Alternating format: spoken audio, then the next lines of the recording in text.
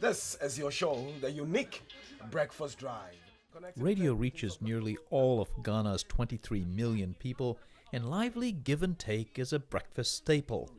And this is the thing, the very reason I say... Tempers flared and guests from different political factions jumped all over each other's words, but once the show was over, all was quickly forgiven. It's a scene that sharply contrasts with the civil wars and bloodshed in many of Ghana's West African neighbors.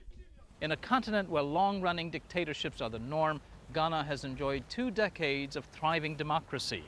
2 incumbent leaders have lost in general elections. In 2008, the margin was less than 1%. Yet on both occasions, the sitting president stepped aside and power was transferred peacefully. Ghana was the first African colony to gain independence back in 1957 from Britain. It had its share of autocrats and military coups until the early 90s, when long-ruling strongman Jerry Rawlings, seen here with President Clinton, stepped aside and allowed democratic elections. That marked a turning point, says political scientist Emmanuel Jimabodi. It's the first time we've had both economic growth and political stability and freedom. In many ways, the economy has been improving and improving since the early 90s and seems to have begun to gallop a bit, say, for the past 6 years or so. Ghana is a major exporter of cocoa beans, also gold and diamonds, but new wealth awaits. In June 2007, Cosmos struck gold. A U.S.-based drilling company discovered major oil reserves in 2007, and Ghana's first oil revenues began to flow last December.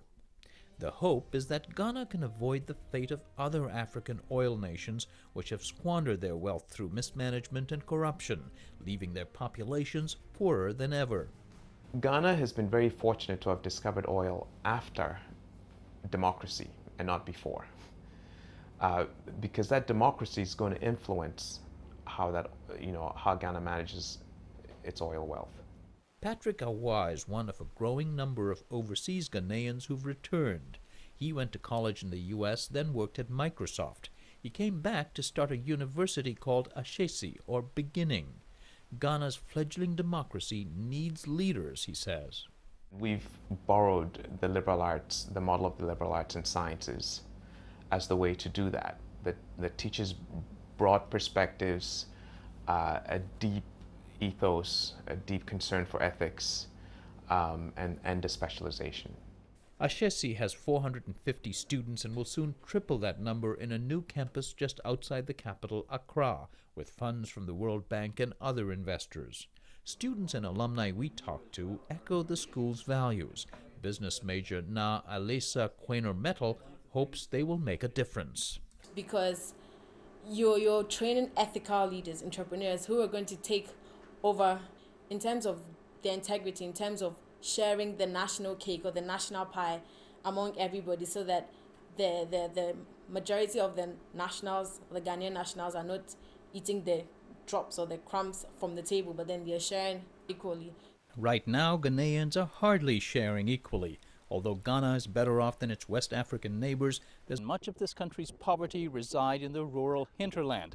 And most experts say that the only way to really attack poverty has nothing to do with gold, diamonds, or even oil, but rather to create more economic activity and more jobs in rural communities like these. One example is in shea nuts. They are exported to Europe and America to be processed into shea butter for skin creams or food additives. There's a move to start doing more of the lucrative processing right here. In the northern Tamale region, Rita Damson co-owns one of a growing number of small local processors. They are supported by aid groups, companies that use social awareness in their marketing, and also a U.S. aid project set up by Congress to boost trade with Africa. When you pick the nut and sell, that is just the end of it. But when you process it into butter, the profit you can get to support your children by paying their school fees. So there's more profit if you process the nuts? Yes, please. Hundreds of women today sort and clean the shea nuts, and once they're crushed, spend hours as human mix masters, kneading the viscous dough to release the prized shea butter. A few businesses have also started using mechanized plants to increase production, but the shift to local processing has a long way to go. The vast majority of shea nuts are still exported. Local processing is even more difficult with what is still Ghana's biggest export, cocoa beans. Very little chocolate is made anywhere in Africa because of a lack of refrigeration and milk. So the emphasis here is instead on getting a better price. Kojo Adohenotano and his neighbors belong to Kwapa Cocoa, Ghana's largest cooperative. It was set up 20 years ago with the help of a British aid group called Twin Trading. It, an American group called Fairtrade USA, The Body Shop, and others have helped find buyers who've pledged to pay fair trade prices. The co-op even owns part of a fair trade chocolate line called Divine, sold mostly in Europe and online in the U.S. Kwapa Cocoa members help each other with chores, cutting open cocoa pods, fermenting and drying the beans inside them. Nationwide, the co-op has 64,000 members and is itself a democracy. Members elect their national leaders as well as local recorders, usually a trusted elder. In this group, it's Kojo Tano. The 10 to 2011 main crops. This year, we were able to buy 1,497 bags.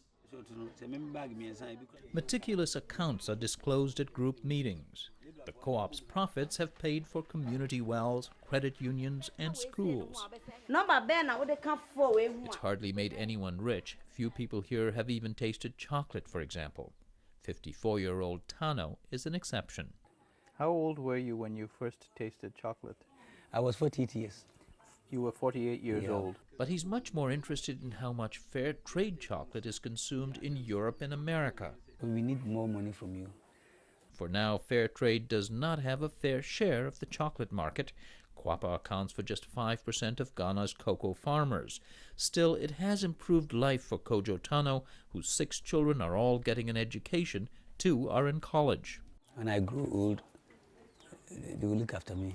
This is the best time to be a young person in Ghana. The optimism is echoed back in the capital, especially among young urbanites like the business major Na Metal. There's the oil find, Vodafone is just coming to settle, there is KPMG, there's Pricewaterhouse. There are all the giant multinational companies coming in, I think, because the opportunities are just overflowing. From big oil to small shea nuts and cocoa beans, Ghana's challenge will be to make the benefits flow more evenly, especially to its rural areas, and at the same time keep its commitment to democracy and free media. The Ghana National Petroleum Corporation has for the second time lifted a total of 994,691 barrels of Jubilee crude oil. For now, oil revenues are meticulously reported.